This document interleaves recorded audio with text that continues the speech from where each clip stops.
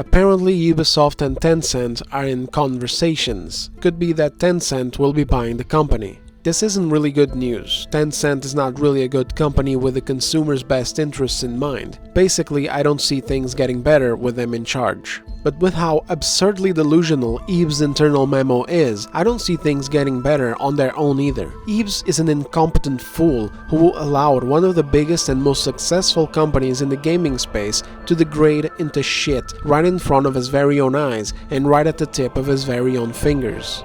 He allowed the quality control of his games to degrade into nothing, to the point where the bare minimum was deemed acceptable for release. He threw innovation out the window and didn't even bother to at least keep up with other studios. Instead, he outright replaced it with a comfort for mediocrity. He nurtured an environment of toxic positivity where things like internal criticism was deemed hostility in the workplace, further increasing the decline of quality in their games. By doing so, he fostered a work environment for fucking children, for lack of a better word that would likely get me demonetized. A work environment that placed socio-political ideologies ahead of basic values in game development, like good, aesthetically pleasing character designs, just so that jar-worshipping freaks in the studios could feel happy and fulfilled for doing their bit in their delusional fight against this invisible enemy called the patriarchy and the male gaze. A work environment that sucked all the morale and joy right out of the art of game development itself, to the point where sending an exclamation mark could land you in a meeting with human resources. No matter how much Eves lies to himself or his staff, when you have staff members making decisions with their personal agendas in mind, or hiring agenda-driven DEI consultants, then his company automatically becomes driven by that agenda as well, and he never did anything to stop it either. Him and all these other fucking morons ahead of this company who don't deserve their jobs any more than Yves Guillemot fostered these environments. They nurtured all of this. They celebrated all of it, and even now, as this literally eats at the company through the inside, they still do not denounce it or step away from it. It is no wonder at all that Sweet Baby Inc. was born out of Ubisoft. That is where Kim Belair's company came from, and my god, isn't it just so apparent? The utter talentlessness, the inability to fucking write one single good story, the inability to involve themselves with AAA projects without actively making them noticeably worse, and most of all, the way they fostered these same unhinged toxic cultures within their own offices, or fucking sewers, or whatever the hell it is that these people work out of. For these crimes, Eves and every other executive that was involved in the destructive direction of this company over the course of the last decade should never be allowed to head any other company for the rest of their lives. Hell, I wouldn't even trust them in janitorial roles. They would faster start 10 different DEI programs than clean a single toilet. All of these people should always be known as failures who threw away every chance they had at changing the course of this company and leading it into a better future, because they had all they needed. Ubisoft was a brand brimming with opportunity. Ubisoft was filled with potential, with legitimately good IPs under their belt that could have made great games, and it was driven to the ground through a mix of greed, ambivalence, and incompetence. Greed is not unique to Ubisoft, far from it, but no other AAA company can quite match their penchant for mediocrity. They had so many years to fucking change the way that they do things, so many years of warning, but instead they kept looking at the critic scores from Metacritic and going, "Ah yeah, this is fine," while being reassured internally that they were doing a great job, and it's just a minority of haters who are being assholes, all while we kept growing more and more tired of their slop. The ideal situation here was if some other company bought them, kicked Eves and every single executive the fuck out, and all of these little groups and initiatives and programs and bureaus that do nothing for a company that's supposed to be making video games.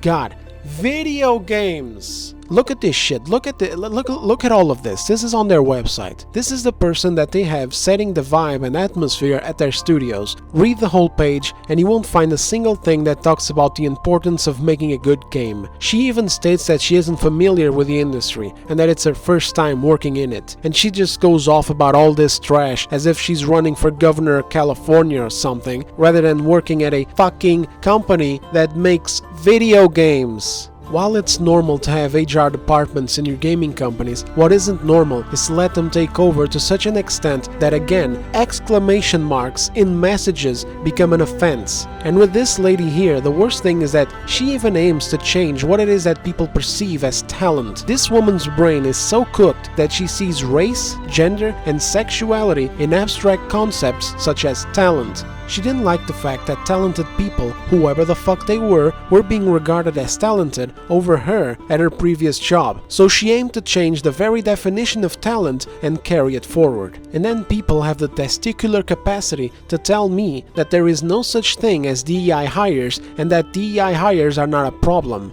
when time and time again we are met with more and more examples straight from the horse's mouth that their entire concepts of reality are warped. So warped that if put in a situation between hiring a talented young man, whoever the fuck it may be, they would rather hire a talentless fucking bucket that fits their diversity, equity and inclusion metrics while simultaneously redefining the very meaning of the word talent and blaming you for not liking it.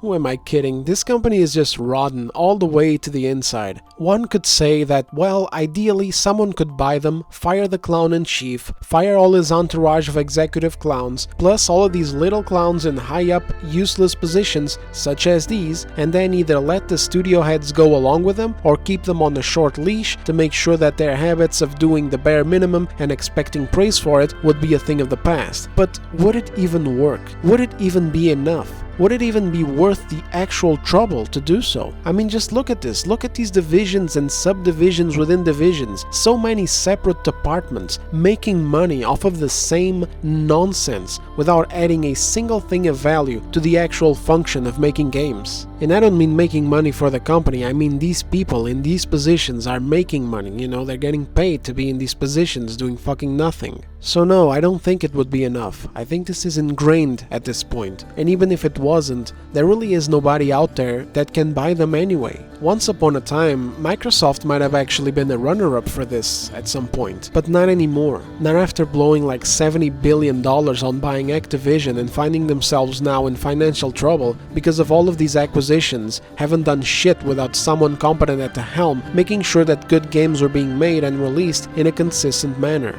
Another company that comes to mind would be the Embracer Group, but they're no peach either. If one of your game flops under them, your ass goes to the chopping block. Sony also kinda comes to mind. They bought Insomniac a few years ago, and Bungie and Firewalk in recent memory, but they just lost $400 million on the biggest gaming embarrassment to date. One could argue that 2024 is the absolute worst year for this to be happening to Ubisoft. It's a year that started with a bunch of layoffs and a bunch of project cancellations and even some studio shutdowns. So yeah, Ubisoft is totally cooked. Star Wars Outlaws will not save them, and Assassin's Creed Shadows can't save them either when their losses are this big. Please don't forget how they released Skull and Bones earlier this year, which died in about 2 weeks. It's just too much demand even if Shadows ended up being good. Tencent may really be the only option that they have here, and it is likely that it will mean the end of their franchises as we know it, even though to be honest, they've been in decline for a while now. As much as I love dragging Ubisoft because of their terrible decisions over the years through comments and posts on my own social media, I believe that everyone who has ever made content on them, be it on YouTube or be it on criticizing them elsewhere, only did it because we cared. Because more than anything else, we just wanted more good games to look forward to. We wanted to be excited for a new Assassin's Creed again. We wanted to see Far Cry become more than just a empty vapid open world pew pew template. We wanted Watch Dogs to grow and embrace its potential. We wanted a studio and company with integrity and a focus in quality so that when tackling other licenses like Avatar and Star Wars, they wouldn't just turn them into more Ubislop shit. So the conclusion, Ubisoft should have fucking listened and straightened themselves up. Now it's too late. Their ship is sinking and there is no one with a rope long enough to pull them ashore. I for one, when I see 57 different varieties of the same Assassin's Creed mobile game or new and somehow even worse Assassin's Creed games filled to the brim with monetization, will take a moment and mourn moments such as these. It is a good life we lead, brother. At best, may it never change. And may it never change us.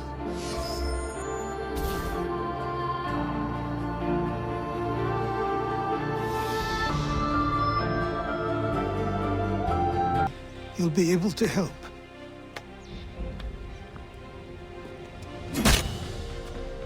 What have you done? When my people go to war, a hatchet is buried into a post to signify its start. When the threat is ended, the hatchet is removed. You could have used a tree.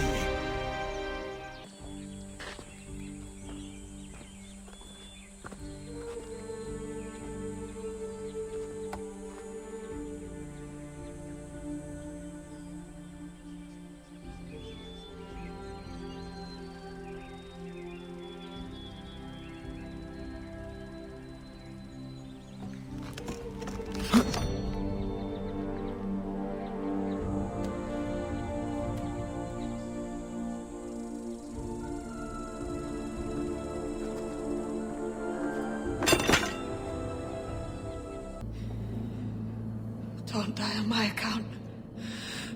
Go. This is such a pain in the ass.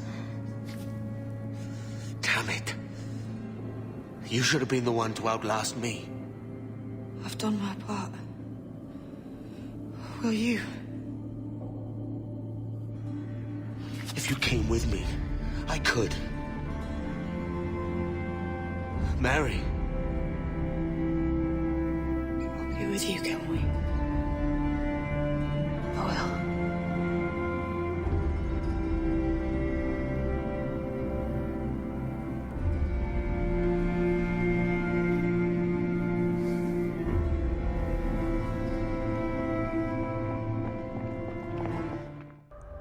I will mourn for what was and what could have been, but I will not mourn for what this company became.